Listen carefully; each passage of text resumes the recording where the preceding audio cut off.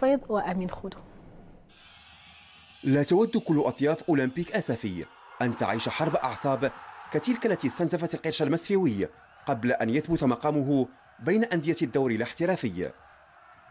الفريق اهتدى إلى تغيير جلده فاستغنى عن عدد من لاعبيه وتعاقد مع آخرين من قبيل المدافع المخضرم حسن بويسكار والمدافع السلوي السابق المهدي كرويطة وزهير بن واحي المحترف سلفا بالدوري الأذربيجاني والكاميروني علي بومبا الوافد من شبيبة القيروان التونسي.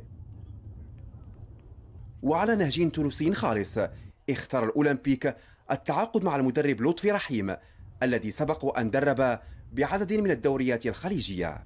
لقينا احنا دي بوان نيجاتيف قاعدين نعالجوا فيها وفما دي بوان بوزيتيف اللي قاعدين ندعموا فيها، لكن الحقيقه هي في اللي ماتش اوفيسيال معناتها ان شاء الله احنا من الماتش هذا باش نلقاو سي سور باش نلقاو الصعوبات، لكن ان شاء الله معناتها نلقاو الامكانيات الطيبه اكثر من الامكانيات اللي معناتها اللي تتمثل في انه الجاهزيه نتاع اللاعبين، النقص في الملاعبيه خاصه لي زيترونجي. مباراة قص شريط الدوري ستكون امام منافس صعب المراس بمعقله من منى العرسي، ومن سخرية الصدف سيكون حسن بويسكار مضطرا للعودة من حيث أتى لمواجهة فريقه السابق.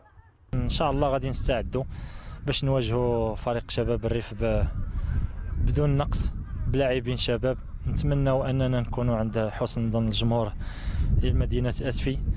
من حق هذا الجمهور المتلهف للوقوف على كل صغيرة وكبيرة تخص الأولمبيك أسفي أن يعيش لحظات أفضل مما كبده خلال مواسم البحث عن الهوية الضائعة.